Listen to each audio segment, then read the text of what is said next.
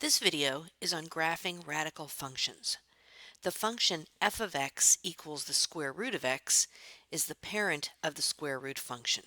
Recall that f of x can also mean y. So here's a graph of the function y equals the square root of x. Notice that whatever value I choose for x, I take the square root of it, and that gives me y. Notice also that I cannot have any negative values of x because the square root of a negative number is not a real number. So my starting point, my first value of x is going to be 0.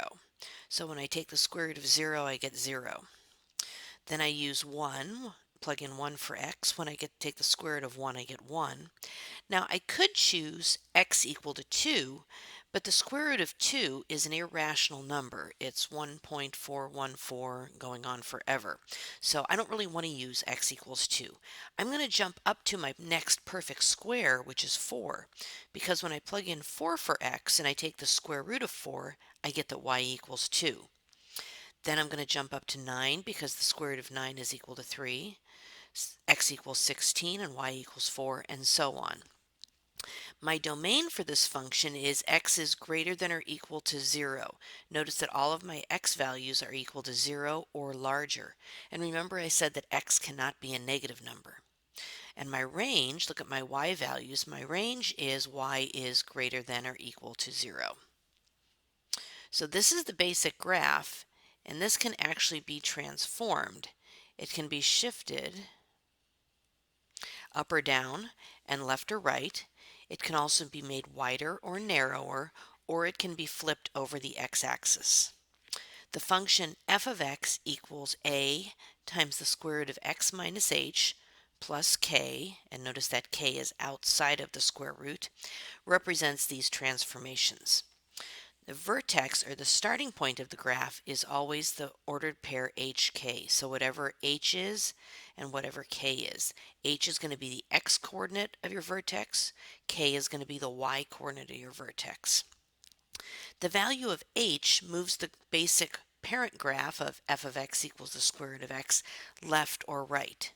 If h is a positive number, then the graph moves to the right. If h is a negative number, then the graph moves to the left.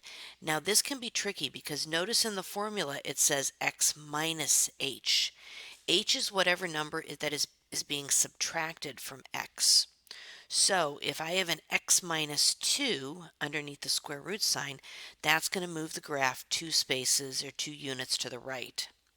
If it says x plus 2 underneath here, that's going to move the graph 2 spaces to the left because x plus 2 is really x minus a negative 2. The value of k moves the graph of f of x equals the square root of x up or down. If k is positive, the graph moves up. If k is negative, the graph moves down. This is not tricky. So for example, f of x equals the square root of x and then a plus 4 outside there. That moves the graph 4 spaces up. If the value of a is a negative number, in other words, if there's a negative or a negative number in front of the square root sign, the graph is reflected or flipped over the x-axis. So for example, f of x equals the negative square root of x starts at the origin, since h and k are 0, and it opens down and to the right. If the absolute value of a is between 0 and 1, that is, if the absolute value of a is a fraction, or a decimal between 0 and 1, the graph is vertically compressed. So for example, f of x equals 1/2 times the square root of x. This graph starts at the origin and it's narrower and closer to the x-axis. If the absolute value of a is greater than 1, then the graph is vertically stretched. So for example, f of x equals 3 times the square root of x starts at the origin and it's wider and further away from the x-axis. The domain and range are based on the coordinates of the vertex.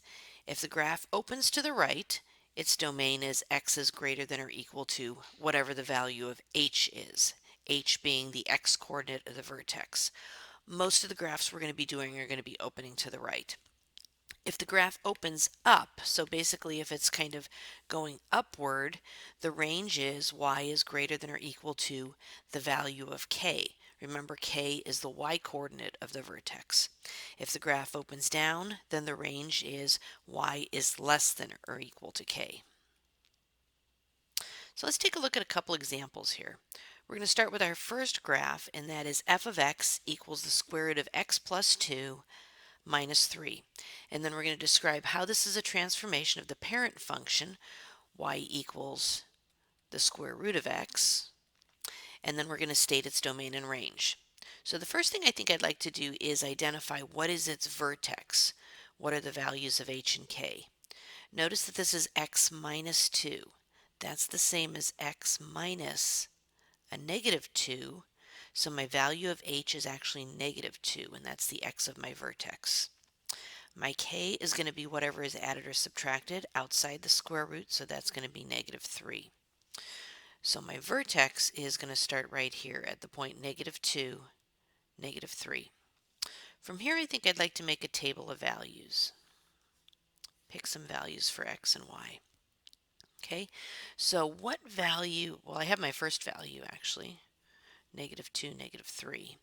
And notice that when I put negative 2 in there, negative 2 plus 2 is 0, the square root of 0 is 0, and that gives me negative 3. So let's shoot for values of x that are going to give me perfect squares underneath there. So if I choose x equals negative 1, negative 1 plus 2 is 1, the square root of 1 is 1, 1 minus 3 is negative 2. Now if I choose x equals 0, that's going to give me the square root of 2, and I don't want to do that. What I would like to do is have, so I had a square root of 1, I'd like to have a square root of 4. So in order to get this to be a 4, I have to let x equal 2. So 2 plus 2 is 4, square root of 4 is 2, 2 minus 3 is negative 1. Now I'd like to have this underneath the square root here be a 9 because the square root of 9 is 3. In order to make this a 9, I have to use 7. So when x is 7, 7 plus 2 is 9, square root of 9 is 3, 3 minus 3 is 0. And that's going to give me enough points to graph. So negative 1, negative 2, 2, negative 1, and 7, 0. So that's going to give me this graph right here. Notice that it's opening to the right and it's opening up. So my domain, since it's opening to the right and my x's are getting bigger, is going to be x is greater than or equal to the x of my vertex, which is negative 2. My range, since the graph is basically going up, my range is going to be y is greater than or equal to the y-coordinate of the vertex, or the first y value in my table, which is negative 3. So how is this a transformation of the parent function? It's shifted 2 units left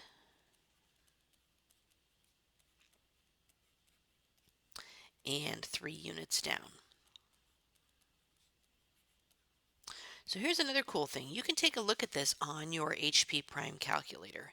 And this is actually very useful for comparing it to the parent graph. So right now I went to apps and I'm in function. And I went ahead and I put into F1, I put in just the parent function, y or f of x equals the square root of x. In my second one here, I'm going to do my function, which is square root. And to get square root, I'm going to do shift x squared. And then I'm going to do x. You can either get the x off of the screen, or I learned that you can use this button right above the tangent button to give you an x. And then plus 2.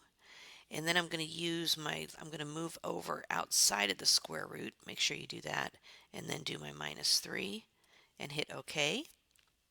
Now when I hit plot, it shows me my two graphs. The blue is my parent function, y equals the square root of x.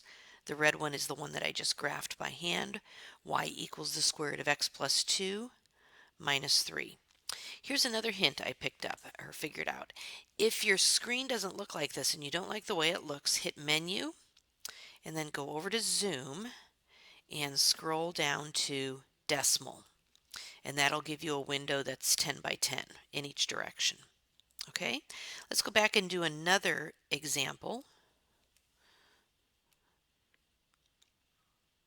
This one is the graph of f of x equals negative 2 times the square root of x. So for this, my vertex, you'll notice that there's nothing being subtracted from x underneath the square root, and there's nothing being added outside. So my vertex is the point 0, 0. However, I do have a negative 2 out front. So that tells me that my graph is going to be reflected over the x-axis. And the 2, since that is greater than 1, it's going to be wider than the basic parent function. So let's go ahead and make a table of values. Oops. So my vertex is 0, 0.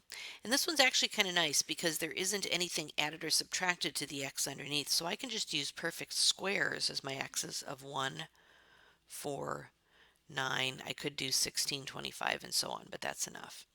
So the square root, when I put in 1, the square root of 1 is 1. 1 times negative 2 is negative 2. Put in 4. Square root of 4 is 2. 2 times negative 2 is negative 4. Put in 9. Square root of 9 is 3. That's going to give me negative 6. Hopefully you're seeing a pattern in your y values here. So let's go ahead and graph that. Give myself a little more room here. There we go. 1 is negative 2. 4 is negative 4. And I don't have 9, so that's 7, 8, 9 would be somewhere out here, so that's going to be something like this here. So my graph looks like this. So you can clearly see that this has been reflected over the x-axis, so it's down below the x-axis, and it's wider from our basic parent function.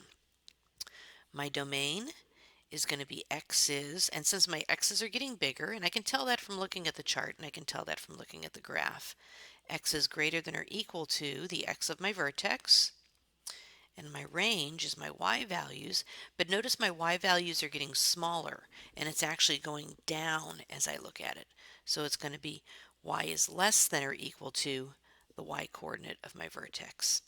And let's take a quick look at what this, confirm this on the HP prime. So I'm going to go back here. I'll go to symbolic, and let me edit that one. So I'm going to do negative 2 square root of x and hit OK. And then when I hit plot, I can see in blue I still have my parent function, y equals the square root of x. And then here I have my transformed function, y equals negative 2 times the square root of x. Let me show you one more thing that you can do here, which might be helpful when it comes to making the table, is if you hit this button that says number. Okay, mine looks a little strange right now, and yours might even have a whole bunch of values in here, but you can just start typing values in here. So if I put a 0 into there and hit enter, notice it's going to give me f1 was the square root of x, f2 was negative 2 times the square root of x, and I can just continue putting values in. And notice I'm choosing my perfect squares here. And this gives me my table of values for y equals the square root of x. And these are my y values when y equals negative 2 times the square root of x.